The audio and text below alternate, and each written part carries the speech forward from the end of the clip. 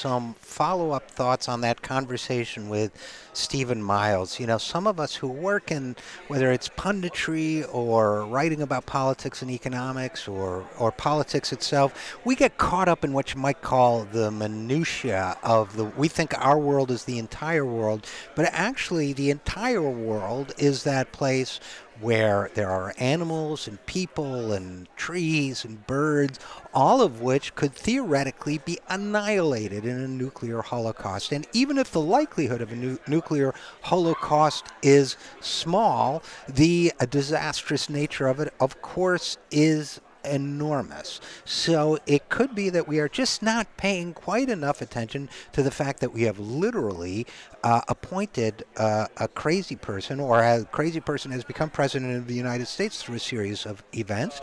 Talking a little bit more about this whole fire and fury comment, which Trump has done nothing to dial down in the days since then, now saying that the entire military apparatus of the United States is locked and loaded. He is clearly doing a couple things here. One is a little bit of a wag the dog element in this, in the sense that he, obviously we're no longer talking about his personal corruption or his incompetence at running the government or anything else. It has hijacked the conversation, but on the other hand, this is an important conversation to have. And just to recap, not only did President Trump say that North Korea would face fire and fury if we didn't do that, he made a lot of his fellow Republicans nervous, because that is not the way responsible warmongers behave. John McCain said, "I take exception to the president's comment because you've got to be sure you can do what you say you're going to do. The great leaders I've seen don't threaten unless they're ready to act, and I'm not sure President Trump is ready to act," which, to John McCain's credit, is a backhanded way of saying he's not a great leader. But they should be saying this is absolutely nuts stuff. They are not saying that. The fact is, nuclear holocaust is not the kind of war that the military-industrial complex enjoys, because it's bad for business. Senate Minority Leader Chuck Schumer said the comments were reckless.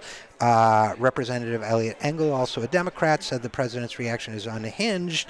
But Senator Lindsey Graham, who is supposed to be Mr. Integrity on the Republican side, quote, "President Trump has basically drawn a red line. He's not going to contain the threat. He's going to stop the threat," Graham said on CBS TV. "He's going to pick Homeland Defense over regional stability, and he has to. We've failed for 30 years. It's time to try something new." In other words, we now live in a world where threatening nuclear holocaust has its supporters and its detractors on Capitol Hill.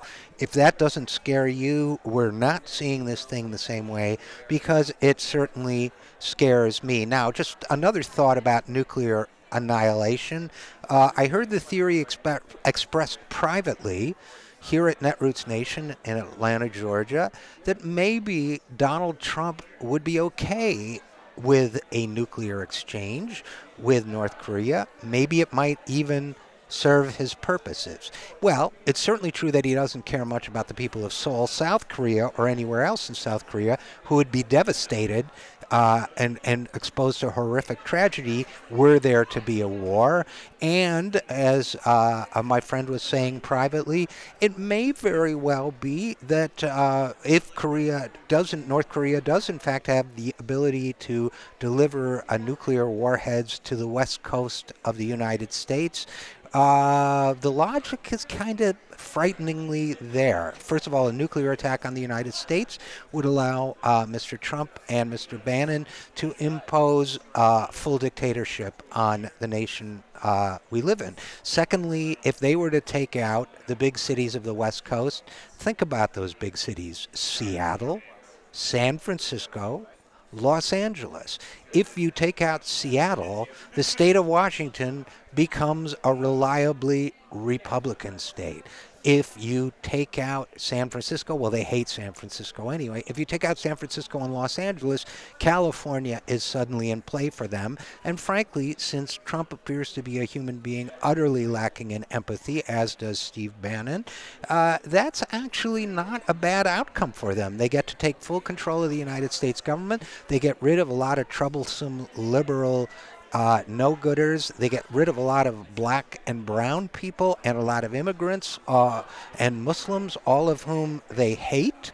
And in return, they get everything they wanted, an end to irritating democracy and a nuclear exchange that ends forever any talk of President Trump having to run for re-election again, much less having to face charges of impeachment. This is what we used to call thinking the unthinkable, but we have come to a moment in history where the unthinkable, to a certain extent, has already happened.